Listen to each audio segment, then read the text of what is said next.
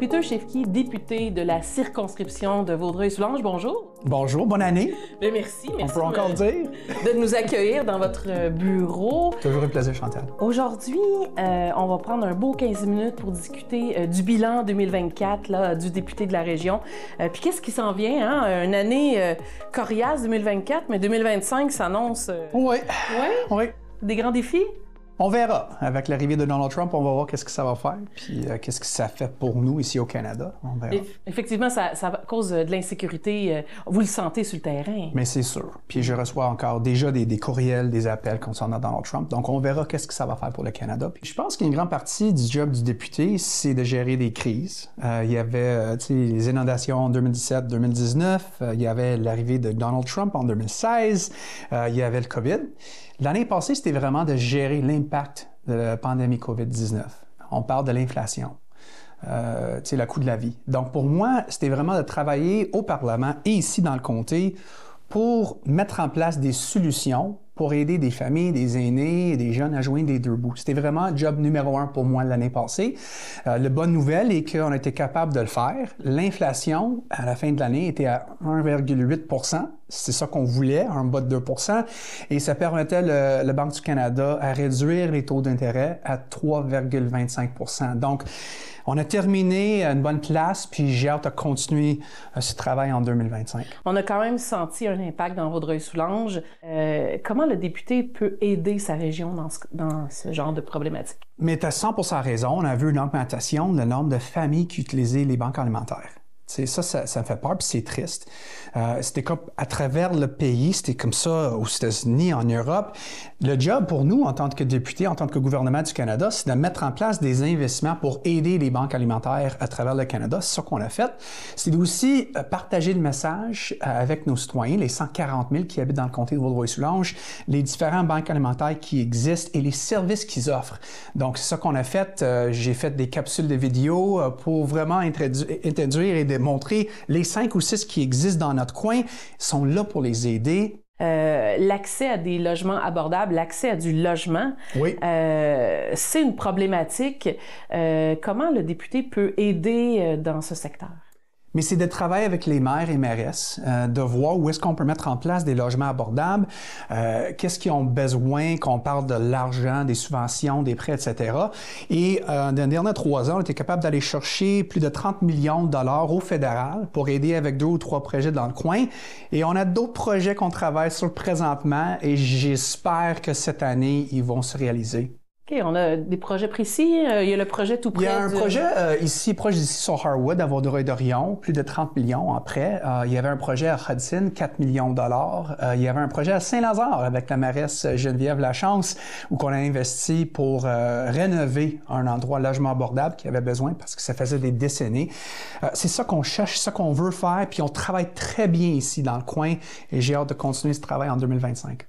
Donc, d'autres investissements potentiels du fédéral dans la circonscription pour plus de logements abordables. Exactement. Puis le message que je veux passer, c'est que le gouvernement du Canada veut être partenaire dans ces projets-là. On a des dizaines de milliards de dollars sur la table. C'est des fonds historiques. C'est là pour aider avec la situation actuelle. Comme vous avez dit, il y a des gens qui cherchent des logements abordables. Il faut agir.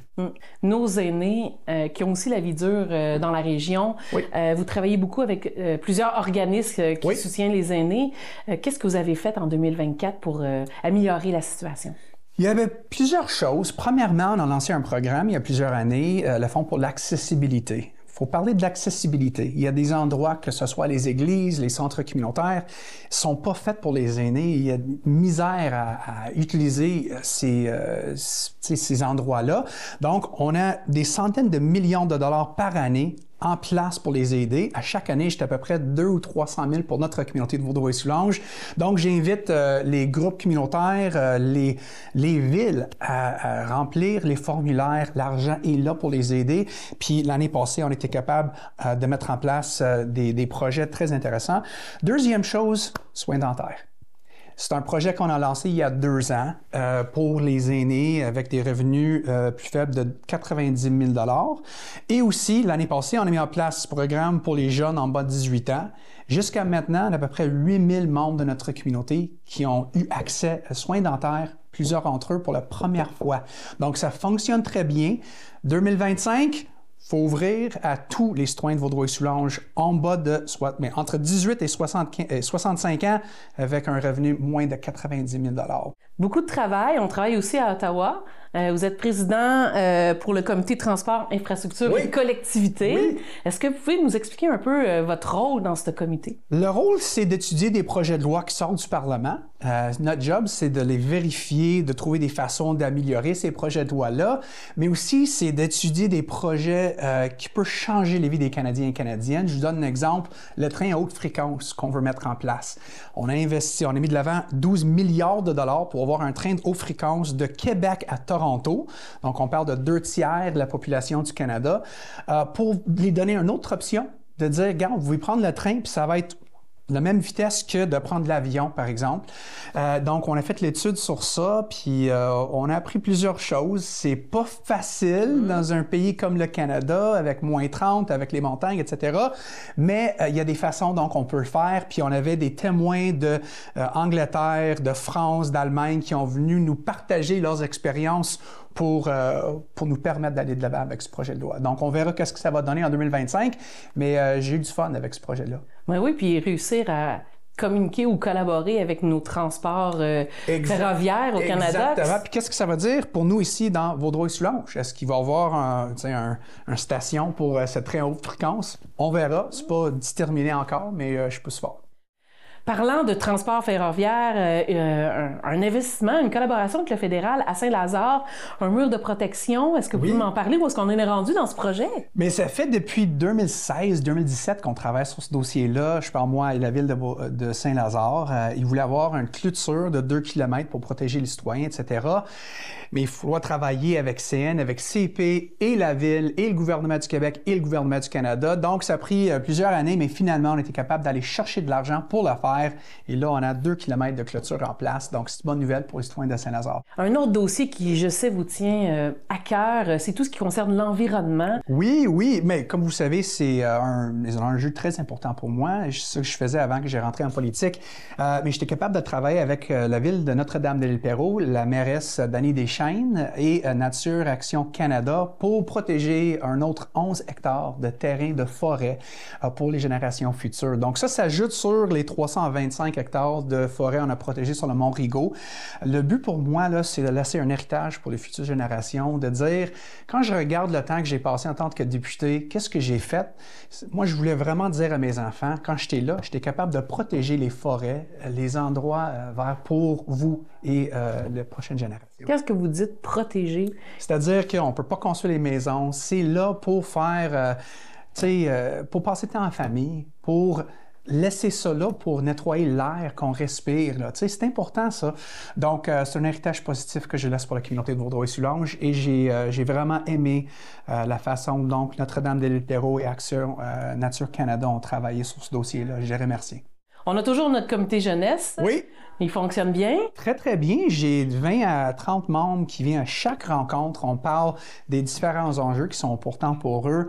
La dernière fois, on a parlé de qu'est-ce qu'ils voulaient voir dans les prochaines 10 ans. Donc, qu'est-ce que le gouvernement du Canada peut faire pour eux dans les 10 ans à venir?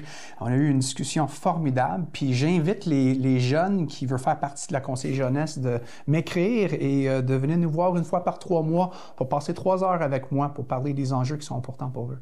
Un dossier plus chaud, on va rentrer un peu plus dans l'actualité. Okay. On va y aller doucement. Post Canada nous a fait, en tout cas, on a eu la vie dure un petit peu avant le temps des fêtes. On n'a même pas reçu notre carte à temps du député, notre carte de Noël, mais quand même, ça a créé beaucoup d'insécurité puis des problématiques au milieu des affaires dans le secteur. Pouvez-vous m'en parler un peu, comment on aurait pu mieux gérer le dossier? Oui, je pensais que c'était une période très difficile pour les citoyens, pour les travailleurs de Post Canada. Les travailleurs de Post Canada, on a des centaines qui habitent dans Vaudreuil-Soulanges. Ils cherchaient une entente, pour vraiment améliorer leur qualité de vie, pour refléter qu'est-ce qui se passe avec le coût de la vie. Ils ne pouvaient pas trouver une entente pendant 3 semaines. durant les fêtes. Et comme vous savez, pour certaines entreprises, les fêtes représentent 80% de leur revenu annuel. Donc, à ce point-là, après 3 semaines où ils n'étaient pas capables de trouver une solution, nous, en tant que gouvernement fédéral, on a dit, OK, là, tu vas retourner au travail, puis on va mettre en place un médiateur pour vous aider à trouver une solution pour vous et pour Post Canada. Donc, ils sont de retour au travail. Tout fonctionne normal, puis les négociations continuent. Puis j'espère qu'ils vont trouver une solution qui marche pour les deux côtés. Oui, parce qu'ils ont mis sur pause la grève, mais elle devrait être relancée éventuellement. Ils ont recommencé les négociations pendant 3 semaines, encore une fois, en janvier. Ça n'a pas fonctionné. Le 17 janvier, ils ont arrêté encore une fois les discussions. Les médiateurs à rentrer encore une fois dans tout ça. Puis on espère qu'ils vont trouver une solution parce qu'il faut faire quelque chose. Il faut trouver quelque chose dans le centre, là, tu sais. Amazon, oui. Qui vient de... Bon, c'est Coteau-du-Lac, mais quand même, ça a un impact dans la circonscription directement ici, dans Vaudreuil-Soulanges. Oui. Vos réflexions? Mais je trouve ça dommage et triste qu'Amazon y ont fait ça. Malheureusement, de mon avis, ils ont fait ça parce qu'ils avaient peur qu'il y avait une union qui s'installe dans leur propre usine et ça montre clairement... le but d'Amazon, là, c'est de garder des profits historiques, des profits records. On parle des centaines de milliards de dollars de revenus par année. Il ne veut pas augmenter les salaires des travailleurs. Je trouve ça triste. Et ça montre clairement que nous, en tant que Canadiens et Canadiennes, il faut acheter local. Il faut trouver d'autres façons d'avoir accès à nos produits. La meilleure façon, là, c'est d'acheter local dans notre communauté de Vaudreuil-Soulanges et les soutenir les entrepreneurs de notre coin. Et Amazon, c'est un autre exemple pourquoi. C'est un discours que vous tenez depuis plusieurs années. Oui. Consommer local, acheter local, consommer ses médias locaux aussi. Exactement, de garder 100% de notre argent ici dans notre communauté de Vaudreuil-Soulanges. Et l'influence, là, on va parler un petit peu de l'insécurité suite à l'investiture de Donald Trump. Oui. La guerre tarifaire qui part. Ça crée de l'insécurité. Comment un député peut aider ses concitoyens de Vaudreuil-Soulanges dans cette épreuve? Mais c'est de partager de la vraie information. Donald Trump, je pense qu'on a déjà vu depuis qu'il est rentré au pouvoir qu'il aime ça mettre de l'avant de fausses informations. Des fois, je reçois des appels, des courriels en disant « mais pourquoi ça, c'est comme ça, etc. » Puis ma job, c'est vraiment de clarifier. Donc, je pense que je vais augmenter le temps que je passe dans la communauté, dans les semaines et les mois à venir, pour être sûr que s'ils ont des questions, je suis toujours là pour les répondre. Les fameux cafés au train à la gare à Vaudreuil-Dorion, ça fonctionne encore? Toujours. Oui. Toujours. Puis, je vais dire quelque chose, on fait exprès pour choisir les journées où il fait moins 30. Parce que c'est là que les gens ils ont besoin de café et chocolat chaud.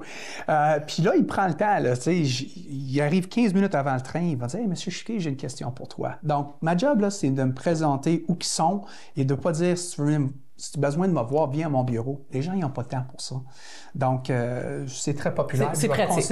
Exactement. Ben, ça m'amène à une question. Vous ne l'avez pas nécessairement annoncé officiellement, peut-être par la bande, mais on va être très prochainement en élection fédérale. Oui. On va laisser le nouveau chef se mettre en place ou la nouvelle chef.